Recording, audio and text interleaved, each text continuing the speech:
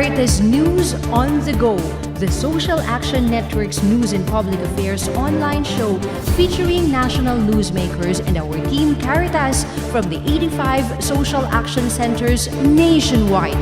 Live at Caritas Philippines social media channels, Fridays 9 to 10 o'clock in the morning. Caritas News on the Go.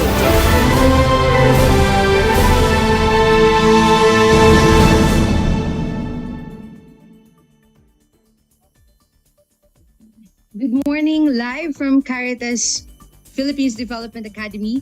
Here in Tagaytay City, I am Jean Ray Henderson and this is Caritas News on the Go. Did you know that since August 12, 2014, that's August 12, 2014, Caritas News on the Go already had 54 episodes.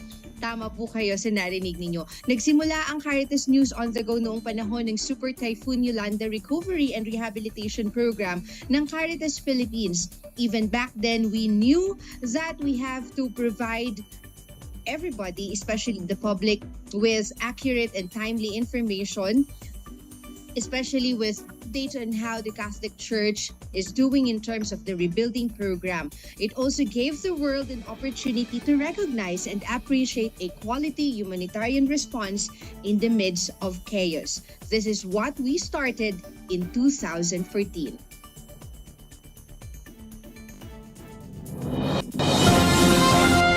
Because we know how much you wanted to get the right information, we give it to you right here.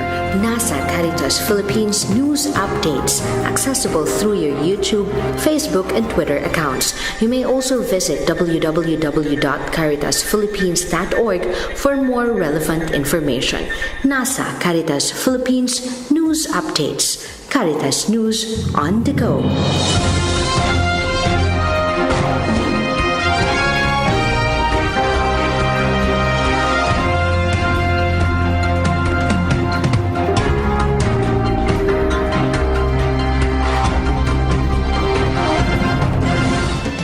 Caritas Philippines, in partnership with the Archdiocese of Haro, is aiming to build 700 typhoon-resilient homes for victims of Typhoon Yolanda in Haro, Iloilo. According to the Haro Archdiocesan Social Action Center, it has built 40 units so far and is expecting to increase the speed of their production in the coming weeks. The effort is part of Caritas Reach Philippines program for survivors of Super Typhoon Yolanda. In terms of housing, 3,753 households or 15,012 individuals will benefit from resilient shelters. REACH, which stands for Recovery Assistance to Vulnerable Communities Affected by Typhoon Haiyan, hopes not only to rebuild the lives of those affected by the disaster, but to make them better prepared for the next big storm. Various rehabilitation projects for Yolanda victims in Coron, Palawan under the Reach Philippines program were launched last July 14 in a simple groundbreaking ceremony in Barangay Turda. According to the Apostolic Vicariate of Taytay Social Action Center, at least 400 households will benefit from the said program. After Mass officiated by Father Ed Parino, a director of the EVT-SAC, representatives of the partner communities signed a Memorandum of Understanding with Caritas Philippines and the Social Action Center. Symbolic offerings were then handed to the local leaders and beneficiaries representing the interventions for shelter, water, health and sanitation, and livelihood. The ceremony was concluded with the groundbreaking of the construction site for the first house to be rebuilt in the barangay. The beneficiary, Ms. Estela Ormido, the head of a single-parent household with 3 children, expressed her deep thanks to Caritas Philippines. After the typhoon struck last year, she was forced to quit her job as a domestic helper, their only source of steady income, to rebuild her family's home. Because we know how much you wanted to get the right information, we give it to you right here. NASA Caritas Philippines News Updates, accessible through your YouTube, Facebook, and Twitter accounts. You may also visit www.caritasphilippines.org for more relevant information. NASA Caritas Philippines News Updates, Caritas News on the Go. maraming salamat po sa inyong pagtitiwala at suporta. Next week, we will be celebrating our 8th anniversary. In today's episode, we would like to provide you with some updates on our 7 Alay Kapwa Legacy Stewardship Programs, starting off with our Alay para sa Kabataan for our Educational Assistance Program for the Youth. Caritas Philippines, in partnership with our team Caritas Nationwide, already has more than 500 scholars across the country. This does not only help the parents to send their children to school despite academic challenge and spite of poverty. The program gives this student or these children a shot at a better future. Ms. Annalyn Julian, the coordinator of our program, invites us to be part or to be supporters of these kids.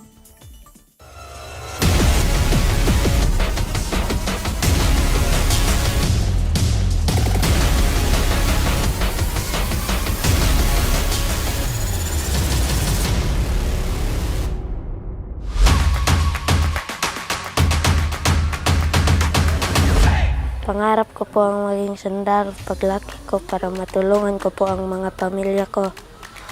Isa lamang si John Mark sa 502 na batang academically challenged na natutulungan natin sa Alay sa Kabataan Educational Assistance Program ng Caritas Philippines. Liban sa suporta sa kanilang tuition fees, binibigyan din natin ang ating scholars ng allowance para sa school supplies, wifi load at pamasahe.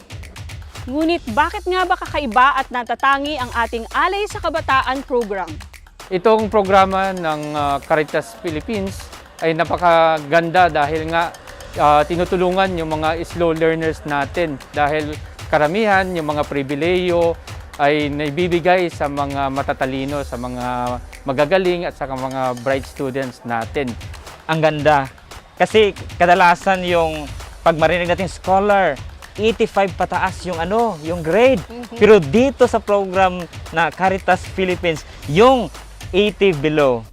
Pangarap nating makapagtapos ang bawat batang Pilipino, kaya't ipagpatuloy natin ang ating pagmamalasakit, pagbabahagi at pag-aalay kapwa.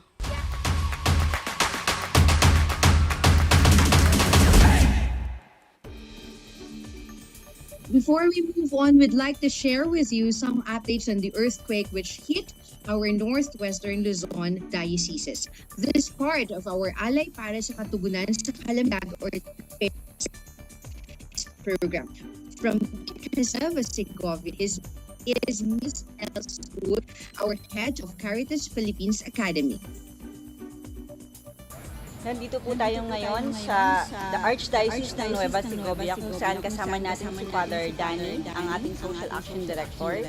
Bumisita ang Caritas Philippines Emergency Team upang kumustahin na Father sa kasalukuyan dahil naganap nga yung 7.2 magnitude na lindol. Father, kumusta po kayo ngayon dito? Medyo nai-stress pa rin at natatakot kasi sunod-sunod ang aftershocks. Mahigit 2,000 na ang aftershocks na naramdaman namin dito. Kaya kulang sa tulog, kulang sa minsan nai-istorbo yung pag-iisip dahil sa mga aftershock na nangyayari ngayon.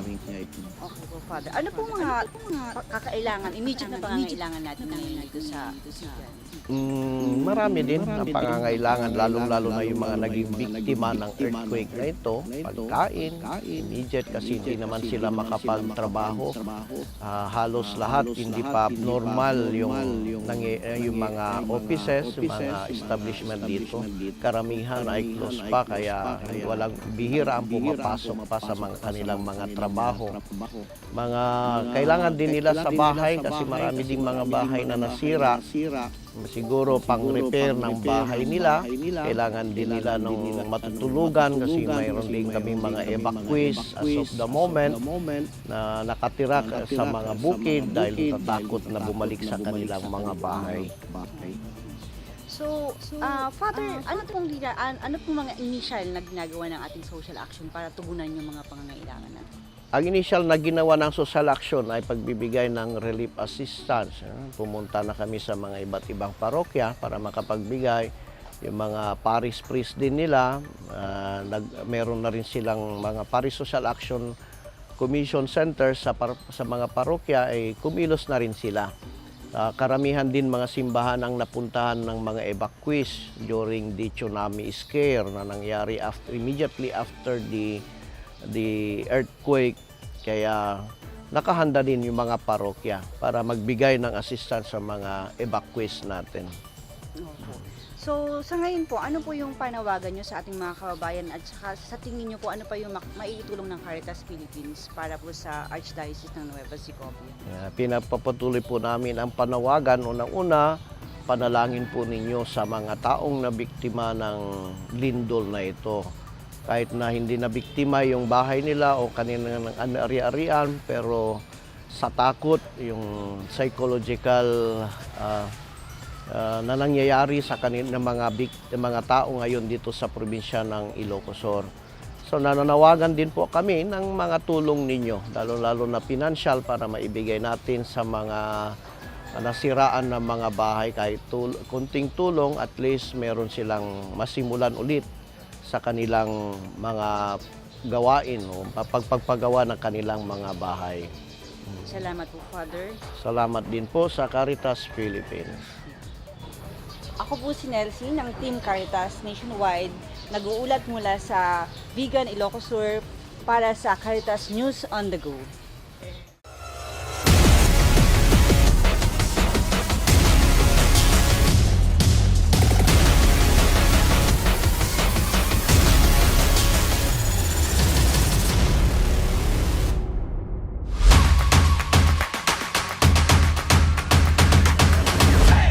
Ang Pilipinas ay isa sa mga bansang nakakaranas ng iba't ibang kalamidad. Sa loob ng isang taon ay meron tayong humigit kumulang sa 20 bagyo na dumadaan sa ating bansa.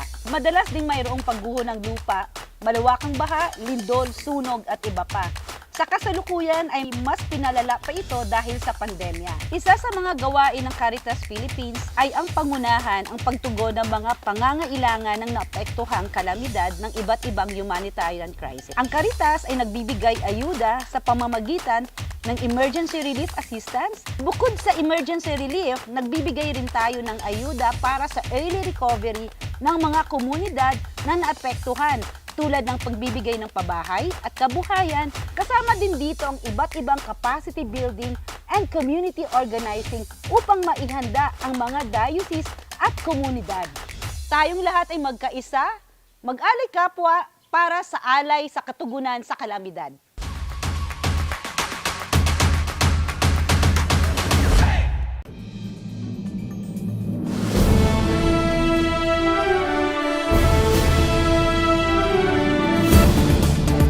Caritas News on the Go, the Social Action Network's news and public affairs online show featuring national newsmakers and our team Caritas from the 85 social action centers nationwide. Live at Caritas Philippines social media channels, Fridays 9 to 10 o'clock in the morning. Caritas News on the Go.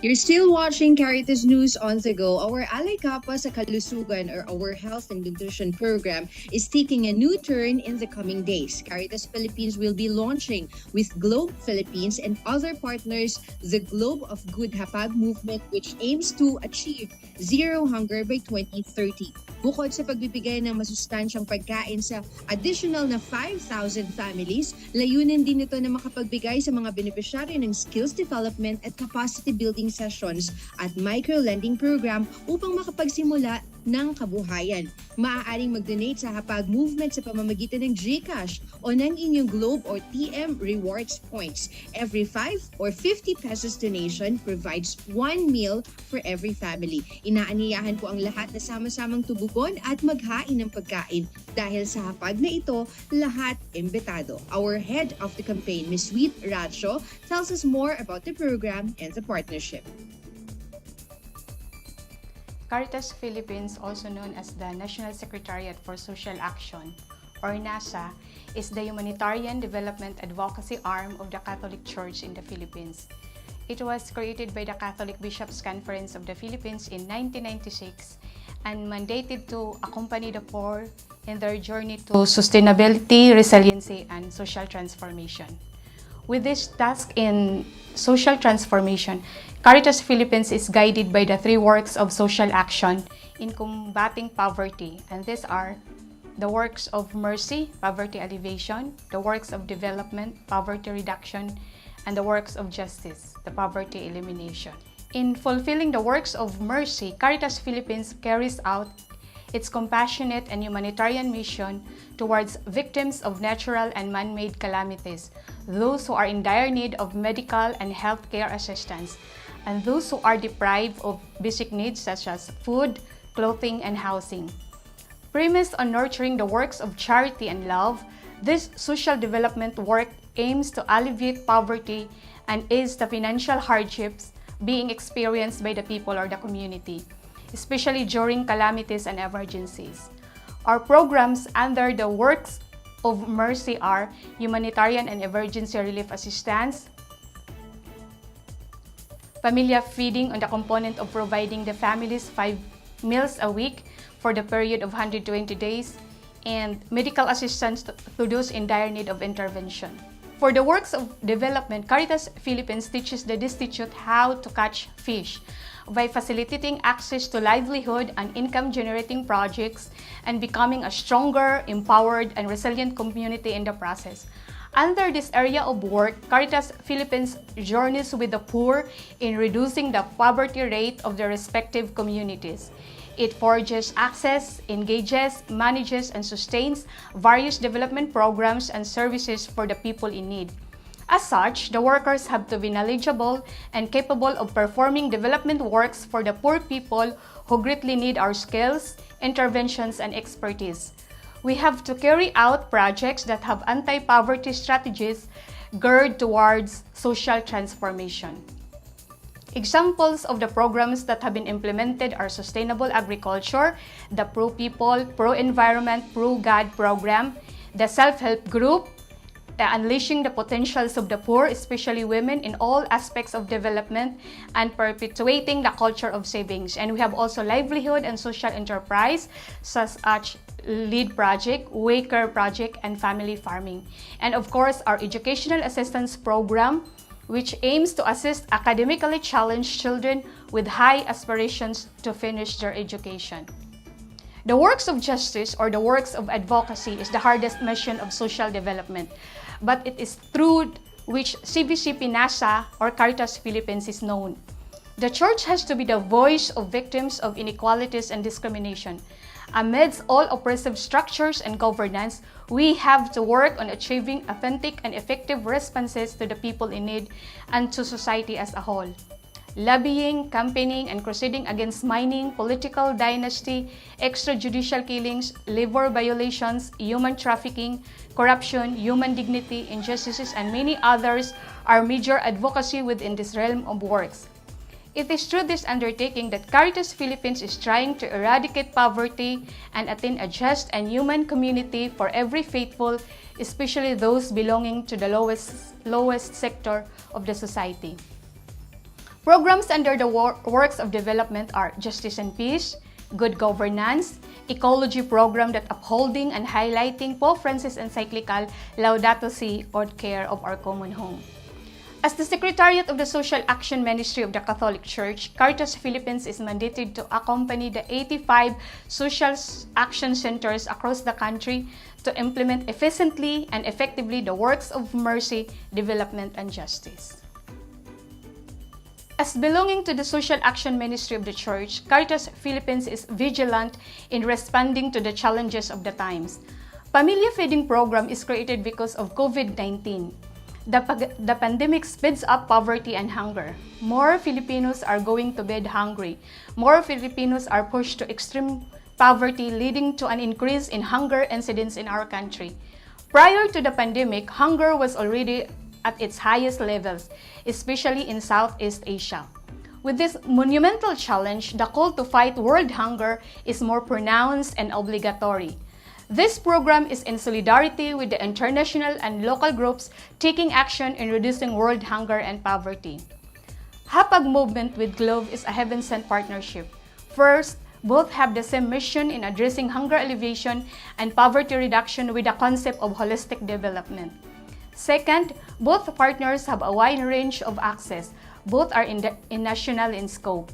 The fundraising campaign is a good idea in reaching out to our prospective donors all over the country. Third, both have the same passion to help our brothers and sisters in the peripheries, to achieve an authentic and effective response to the people in need and to the society as a whole. Thus, Hapag Movement is a strong partner that would greatly contribute to the programs of Caritas Philippines in rendering services to the community where the people are allowed to effectively participate and decide in fighting hunger and poverty through livelihood initiatives and social enterprise. Alay Kapwa sa Kalusugan, the Pamilya Program, is one of the 7 Legacy Stewardship Programs of Caritas Philippines launched last year, 2021. This is a family-based approach feeding program for families who are in dire need of support to supplement their daily struggles to food availability and sufficiency. It aims not only to feed malnourished children but the entire members of the family. With the partnership of Good of Globe or the Hapag Movement, the program hopes to feed 5,000 families within the period of 4 years. And as a holistic family-based feeding program, Pamilya would not only help these 5,000 families address short-term hunger or reduce the nutrient sufficiency and promote healthy habits, but more on the integral development of the family in their social, political, economic, ecological, and spiritual aspects. With this objective of holistic development and inclusive recovery from COVID-19, these families are accompanied through capacity building and values formation towards attaining integral human and family development. Capacity building on livelihood, food security, sustainable agriculture, self-help group, and other relevant income generating projects. This is a substantial component of the program for the families to build a sustaining, resilient, and empowered community. In achieving this self-governing, self-nourishing, and self-sustaining community, our partner families are also taught and empowered through values formation, Catholic social teachings, advocacy, responsible citizenship, and other related formations that would awaken social responsibilities and communal action. Promoting corporate social responsibility is one of the many advocacies carried out by Caritas Philippines. Companies engaging in the social mission to help their stakeholders belonging to the marginalized sectors of the society is a manifestation of loving attentiveness to their needs and struggles. Being part of the Hapag Movement Good of Globe is an opportunity, actually a monumental opportunity to convey messages of kindness, compassion, generosity, and the visible presence of the Church in this challenging time through this fundraising campaign. Being part of this Hapag Movement is a huge opportunity to fulfill our mission of helping our brothers and sisters in Christ in their struggles to attain self-sufficiency, sustainability, and resiliency. And being part of this Hapag Movement is a great opportunity to engage and sustain a partner whose mission is in harmony with our conviction and passion for helping the poor and the vulnerable. Thank you, Hapag Movement, for trusting us, the Caritas Philippines, in this journey of partnership in uplifting the lives of our brothers and sisters in Christ. God bless our endeavor. Para sa Life and Security Program, Caritas Philippines nationwide are reopening for Caritas kindness. Hindi na po so, narinig po niya ng tao, we are reopening our Caritas kindness centers. Yan po na para sabihin, lulutan Caritas kindness stores, Caritas kindness centers, mga yoses and social centers, ang ating mga sabakan. O di sa actividad na stock up upang maitagod kindness store at kindness centers sa ilalayo tuloy na matingan ang tugunan ang kakulangan ng hanap buhay at masustansyang pagkain, lalong-lalo na Ms. Joseph, the head of our program, direction why it is important to prioritize livelihoods and food security.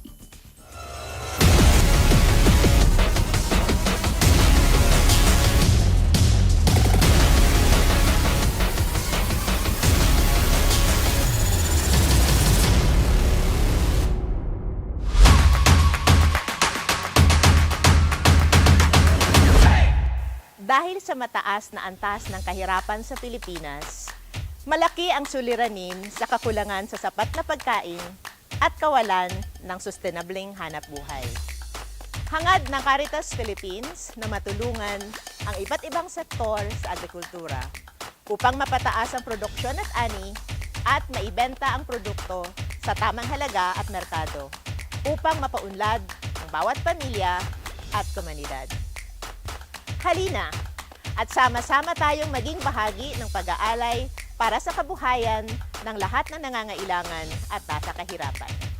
Sapat na pagkain para sa kalusugan ng lahat at mayamang bukas.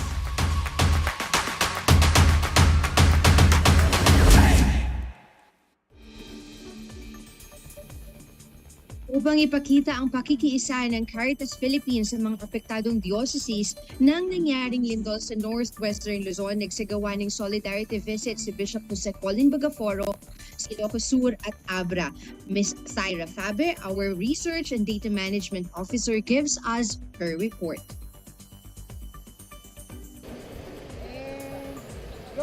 Andito kami ngayon sa Bantay Bell Tower ng Bantay, Ilocos Sur, isa sa mga apektadong lugar ng magnitude 7 na lindol na nangyari noong July 27, 2022.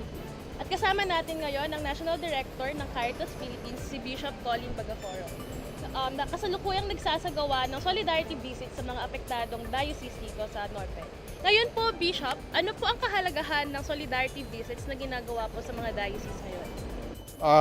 Una sa lahat ay ibig ko munang batiin ang lahat ng ating mga kababayan dito sa Ilocos Sur, dito sa Archdiocese of Vigan sa ating pagbisita ngayong araw sa kanilang lugar na kung saan ay noong July 27 sila ay nagkaroon ng malakas na lindol. 7.3 yata ang lindol according to the record ng ating Philippine Volcanology Department. Kaagad-agad, sa katunayan, kaagad-agad ay nagpadala tayo ng tulong sa mga dioceses na affected dito sa northern Luzon nung the day after nung nagkaroon ng lindol dito. At ngayon ay ginawa natin itong solidarity visit upang ng damages ng nagawa ng lindol. At pangalawa, para mapakita natin yung ating pakikipagkaisa sa ating mga social action centers, no?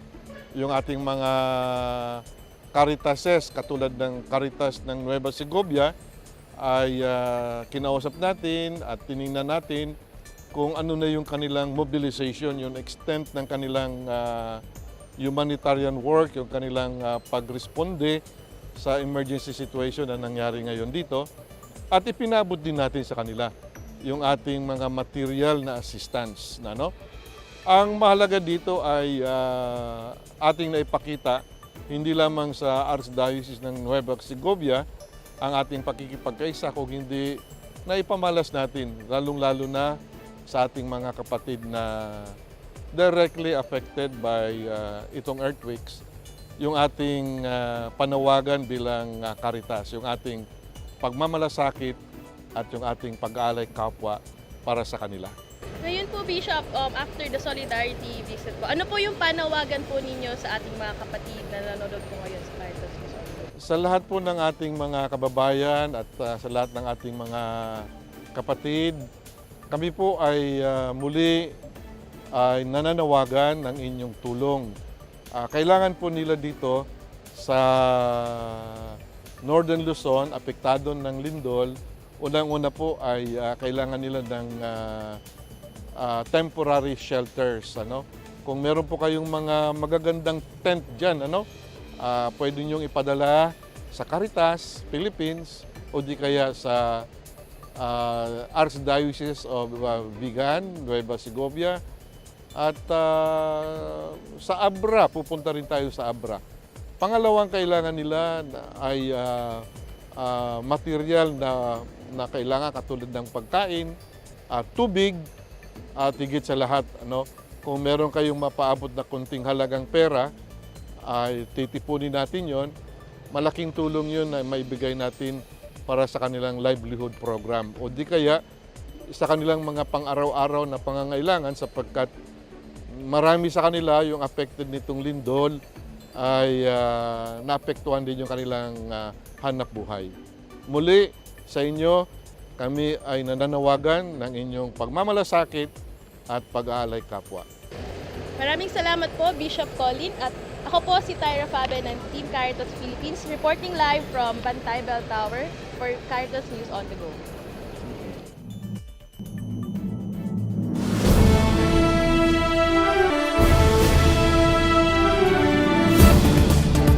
Caritas News on the Go, the Social Action Network's news and public affairs online show featuring national newsmakers and our team Caritas from the 85 social action centers nationwide.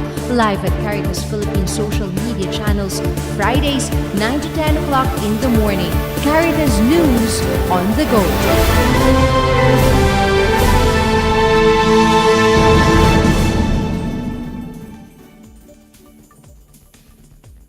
Kayo po ay nanonood pa rin ng Caritas News on the Go, kasanayan or Institutional Capacity Development and Strengthening Program.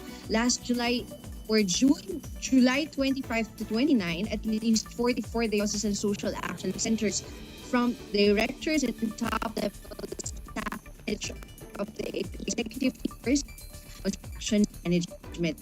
Makabuluhan at nagkaroon ng pagdalaman ng kinatawan ng mga dioceses sa mga naging panayam dahil sa mga pong social directors upang masagawa ng kanilang mga programa. Kabilang na dito ang mga lectures, actions ng simbahan, planning for sustainability, financial and human resource management, writing quality reports at pagbubuo ng mga bawat dioceses. Likan natin ang kasaysayan ng Caritas Philippines Academy kasama si Ms. Nelsie Uy.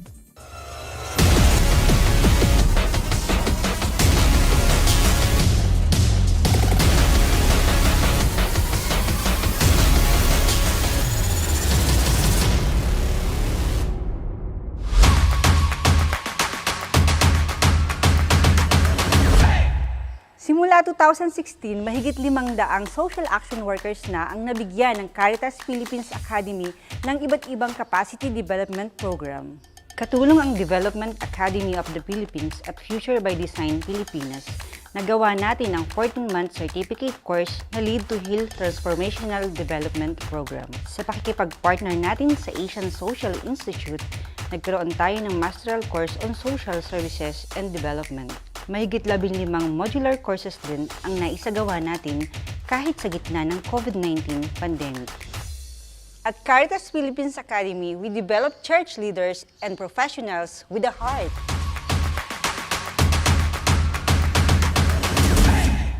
Wait. May report muli ang ating Research and Data Management Officer na si Ms. Tyra Fabe, kasama ang isa sa mga parish priest na nakausap nila during the Solidarity Visit sa Norte. Ito pa rin po ang Caritas News on the Go at kasalukuyan pa rin po tayo nandito ngayon sa St. Augustine Parish sa Bantay, Sur. At kasama po natin ngayon si Father Luel Solier, ang parish priest po ng St. Augustine. Ngayon po, Father, kamusta po yung experience niyo dito noong lindol? Actually, wala ako dito sa parokya. Nasa parokya ako sa Kawayan kasi mag-a-attend ako ng funeral ng mother ng isang kasamahan namin. So nakita ko yung sa Kawayan, yung parokya ni Father Danny, yung Caritas Director ng Nueva Segovia. Pero malakas, matagal, after yung shake, tinext ko na dito. Kasi alam kong old church at saka yung tower dito sa convent. Nasabi na yung kasamahan namin na may falling debris na sa bell tower, watchtower namin. So, ang ginawa ko, tawagan ko sana, wala na yung linya. Wala nang kuryente. Kaya pumunta na ako, bumalik na ako dito. Hindi na rin ako naka-attend ng funeral. So, pagkakita ko talagang may damage na. Tinignan namin, malala na yung damage kasi na-close ka agad. Sa simbahan, ganun din. Kasi sa simbahan pa lang, before you enter dito sa side, makikita mo yung mga bricks na nalaglag na. May mga nalaglag na bricks dyan. So pumasok kami noon, titinignan namin yung may mga cracks. Both walls, sa midsection, may mga cracks. At saka yung papunta sa chapel sa likod, may cracks din. So, linos na namin. Walang ano. At that time, may mga tao dito na galing sa ibang parokya sa Santa Catalina. Bakit kaya ako? Kasi may tsunami warning yata. Pumunta sila dito kasi mas mataas kunti dito kaysa sa kanila, sa coastal. Dito sila pumunta. Yun, after that, dami nang pumupunta dito, mga media. Kasi nag-viral yung yung tower namin. May isa kaming volunteer tour guide na kinukuhanan niya yung mga turista. At saka nung nag-shake na, nag-in-ship niya sa video. Yung cellphone, ang may-ari nun yung turista. Kaya nandoon sa turista. Pero yung nakakuha yon, kasamahan namin, volunteer tour guide dito. And you know what? Yung sabi nila nung lindol, may tao sa taas. Isang volunteer tour guide at saka isang pamilya, 3 sila. Buti na lang, walang grabeng na ano. Yung volunteer tour guide namin, may natamaan siya ng bricks. May injury, pero so far at least hindi major injury. Opo. So ano po yung iba pong mga damages pa po dito sa St. Augustine of Hippo? Yun ang mga damages. Definitely yan, matinda yan. Dito, ina-advise sa amin, pumunta yung mga Association of Structural Engineers of the Philippines, isang team ang pumunta. Sinabi nila, close muna. Kaya wala, hindi namin ma-open. Structural. Buti na lang yung convent, nung in-inspect nila, so far pwede pa naman. Opo. Given all these damages po and after the assessment, ano po yung panawagan nyo po sa mga kapatid po natin sa Caritas po? Ay, panawagan is, siyempre, nangangailangan na yung nagtulong. Tulong kasi wala pang estimate ito. Kasi we are still waiting for the final assessment ng mga structural engineers. So, hindi na-assess kung magkano ang kakailanganin na pondo for its rehabilitation. So hanggang ngayon, ganun pa rin ang sitwasyon namin. But we are trying to start our own fund drive for the rehabilitation of these 2 buildings. Kasi ito na is heritage buildings mga ito at saka it's also our treasures na dito sa Bantay. Maraming salamat po, Father.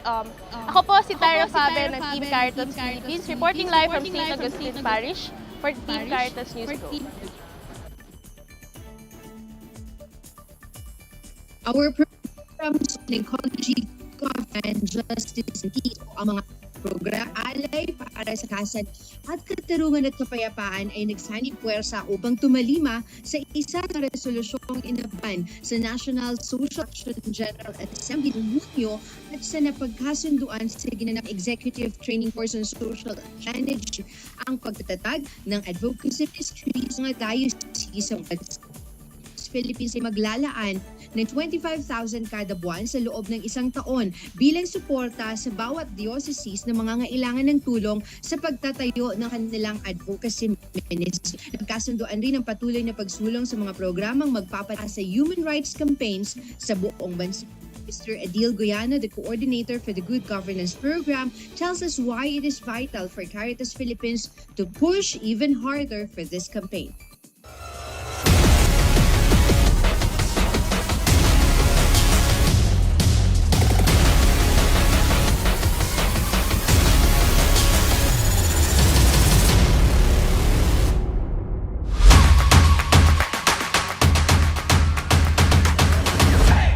Ang Alay Kapwa para sa katarungan at kapayapaan ay ang kabuuan at layunin ng Episcopal Commission on Social Action, Justice and Peace. Ang layunin ng katarungan at kapayapaan ay tanggalin ang di makatarungang istruktura.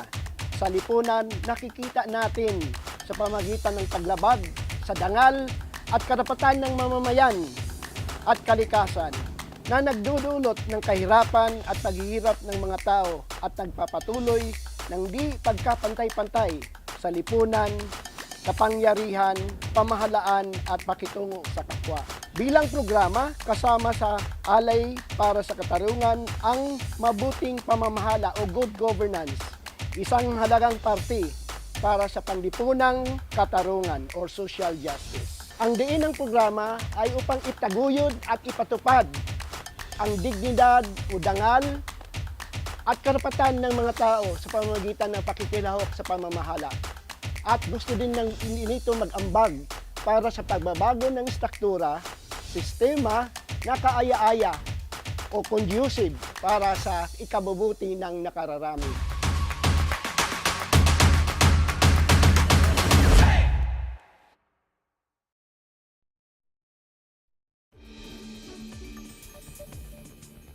Isang malaking event ang kwento ng mas napalakas pa ng ecology at focus campaigns ng Caritas Philippines at ng Social Action Network. Ngayong October 8, ang huling araw ng season of preparation taon, gaganapin ang Bike Alay para sa Kalikasan upang bilang paglulunsad ng National Ecology Project ng Caritas Philippines. Abangan ang mga susunod naming anunsyo ukol sa proyektong ito sa mga social media pages at dito sa Caritas News on the Go. For the meantime, let us know more about the Alay para sa Kalikasan program of Caritas Philippines. Let's watch this.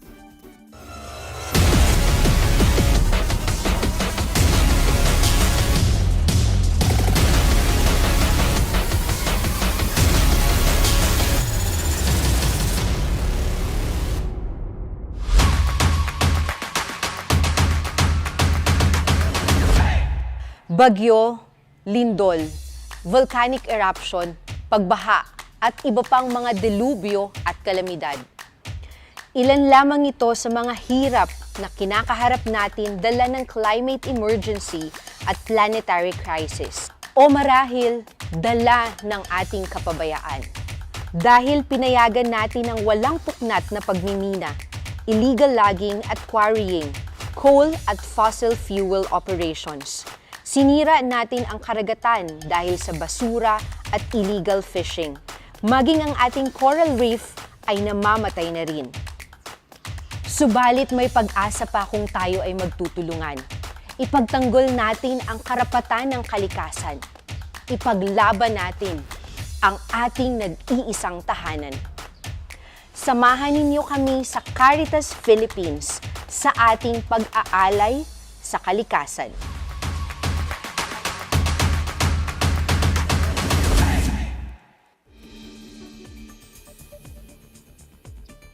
Before we end, Bishop Leopoldo Haushan, the Diocese of Benguet in Abra, appeals to everyone for help and prayer for their earthquake-affected communities. Our communications specialist, Mr. Leon Pangilinan Jr. Magandang umaga. Andito po tayo ngayon sa Diocese of Benguet sa Abra at makakapanayan po natin ang punong obispo ng diocese na si Bishop Leopoldo Haushan. Magandang umaga, Bishop Paul. Magandang umaga po. So, bali, ano po ang pinaka-pangangailangan ng diocese mula nung nagkaroon ng lindol nitong nakaraang linggo? Ang unang response is tungkol sa pagkain. Nag-distribute na marami yung dumating na tulong, mga pagkain, lalong-lalo sa naapektuhan. At ang pangalawa na nagawa at gagawin pa ay yung mga pag-inspect ng mga structures, lalo ng simbahan at mga diocesan schools. Okay. Na humihingi kami tulong, lalo ng mga eksperto, na mga structural engineers na tumulong sila para hindi na matakot na pumasok sa mga struktura nila. Okay po. Maraming salamat. Ano naman po ang inyong mensahe po sa mga nais pa pong magpaabot ng tulong sa ating diocese at sa mga komunidad dito sa Abra? Una sa lahat, nagpapasalamat kami sa Caritas Pilipinas, sa Catholic Relief Service, sa Veritas Pilipinas, ang inyong pagdating at nagalok ng tulong. At lalo na meron na rin ho yung mga dumating na mga volunteers na lalong-lalo na hindi lang sa pamamagitan ng goods, at higit sa lahat yung tulong sa lahat ng pangangailangan ng diocese. So para sa inyo mga kapatid, maraming salamat po at patuloy po yung recommendation kanina, lalong-lalo na yung psychosocial counseling. Kasi marami yan na trauma sa patuloy na po na aftershocks na malalakas. So kailangan po, lalong-lalo na ang mga kabataan, ang mga bata, pati na din ho yung mga nakakatanda, itong psychosocial trauma counseling po. So magpapasukan pa. So sana po ay kung meron maitutulong ng Department of Health or mga health commissions, mga schools, lalong-lalo na colleges, universities, na meron silang kakayahan, lalong-lalo na po yung mga psychologists or psychiatrists, na counselors, ay kailangan po namin ng iyong tulong. Bilang pagkatatapos, Bishop, ano po naman ang inyong mensahe para sa ating mga Abreño, mga Abra? Una sa lahat, yung araw na yun ay birthday ko pa po, July 27. At hindi ko inaasahan, meron pala akong panauhin na 7.0 na magnitude na earthquake. So sabi nila po, Bishop, yung birthday mo, meron kang bisita with a big bang. So salamat sa Diyos, nakapag-misa po ako sa katedral and meron pang pagkain sa mga toda, mga tricycle drivers. But after that it happened, ito yung mga hindi natin maasahan po. Pero malaking salamat po na sa pamamagitan yung tulong ay nakita namin, hindi pala ko kami nag-iisa. Lahat kayo ay kalakbay namin, kasama namin, kaagapay namin sa pagharap ng hamon ng lindol na ito. So sana po sa lahat ng tumulong, lalong-lalo ng Caritas Pilipinas, and CRS, and all the volunteers, maraming salamat po sa inyo. Mula sa Diocese ng Abra, ako si Leon Pangilinan Jr., nag-uulat para sa Caritas News on the Go.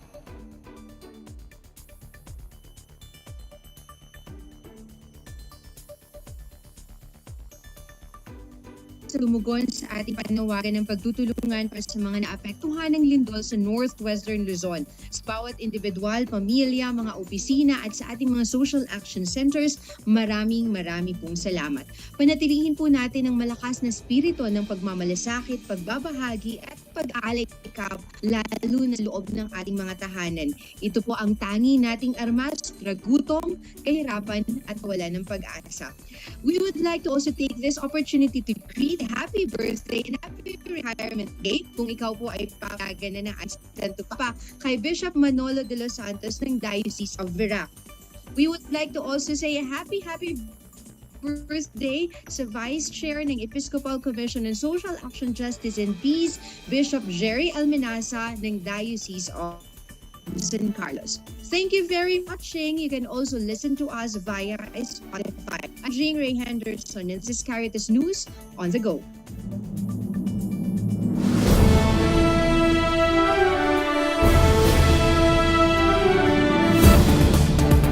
Caritas News on the Go, the Social Action Network's news and public affairs online show featuring national newsmakers and our team Caritas from the 85 social action centers nationwide. Live at Caritas Philippines social media channels, Fridays 9 to 10 o'clock in the morning. Caritas News on the Go.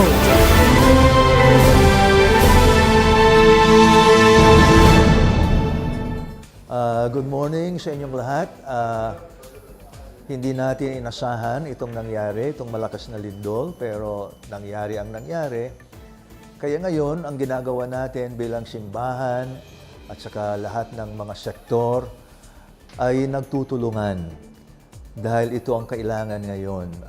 This is not the time to discuss whatever, politics or what, but this is just the time to help one another. At siguro, isa pang mahalaga na pag-isipan natin, itong nangyaring ito ay mapipilitan tayo na magnilay kung ano ba talaga ang kahulugan ng buhay. Pagninilayan natin kung ano ang mahalaga, mga importante sa buhay at kung ano yung mga bagay-bagay na mawawala tayo sa landas.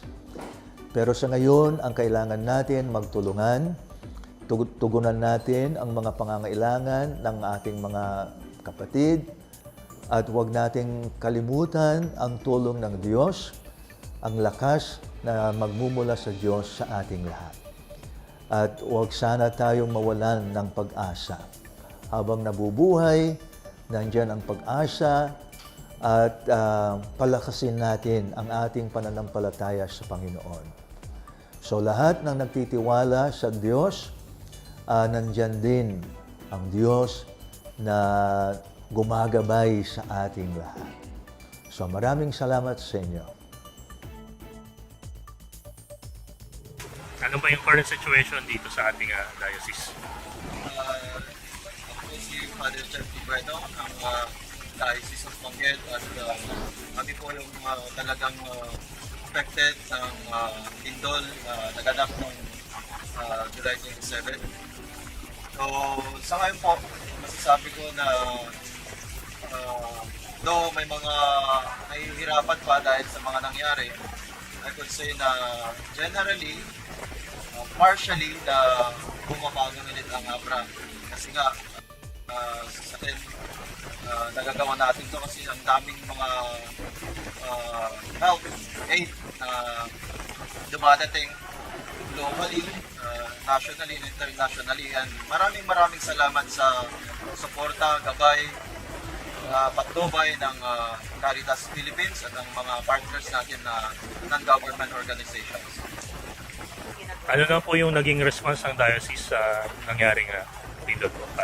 Yun nga po, una, sa tulong ng Caritas Philippines, ang Diocesan Social Action ng Diocese of Bangued, nag-set up po tayo ng Emergency Operation Center, and kasunod nun is yung pag-monitor and pag-assess ng mga kabahayan, infrastructure, and lahat na po ng mga affected by this sakuna. And sa ngayon, yung response ng diocese, patuloy pa din ang immediate need kasi yung talagang mga food packs. So tuloy-tuloy pa din ang of course the government, and nag-augment tayo ng mga individuals, groups na nagbibigay ng mga food packs, at binibigay natin kung anong pwede natin ibigay na tulong sa mga kababayan po natin. And kung matatanong niyo po, kailangan siguro ang isa na siguro we could say na ito yung long-term plan is yung psychosocial recovery.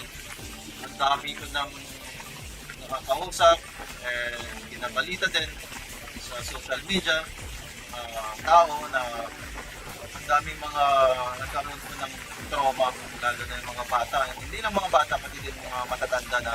Kasi it's a first in Abra, and talagang tawag dito, parang gulat, takot ang nararamdaman ng mga tao. And hanggang ngayon, meron pa din po yung mga aftershocks na nararamdaman natin, ranging from intensity 4 to 5. So, may mga kababayan po natin na natutulog sa labas pa ng mga bahay. So, patuloy pa din yung natin, kung ano pwede nating maibigay na tulong, lalo na sa mga takot na mga pumasok pa sa mga kabahayan nila. Sa social action po ng Diocese of Bangued, bukas pa din po ang aming pimpilan, ang aming office sa mga tulong na pwede po natin maibigay, maiabot sa ating mga kababayan. So pwede nating i-channel, i-course through the DSAC. And panawagan ko sa mga kababayan ko na taga-Abra, of course, given na we keep the faith ang ano natin sa Panginoon. But kailangan din para naman sa atin, we stay to be alert, and kasi ang sakunang to talagang nakapagpabago sa buhay, pamumuhay ng mga tao.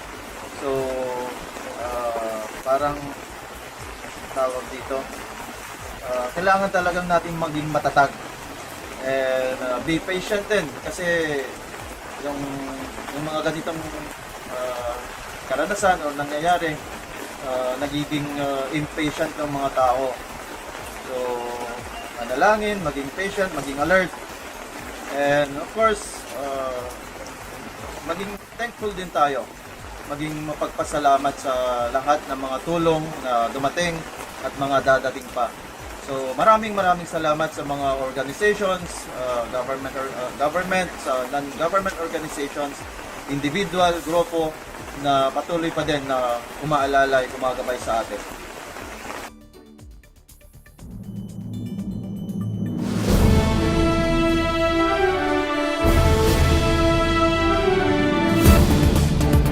Caritas News on the Go, the Social Action Network's news and public affairs online show featuring national newsmakers and our team Caritas from the 85 social action centers nationwide.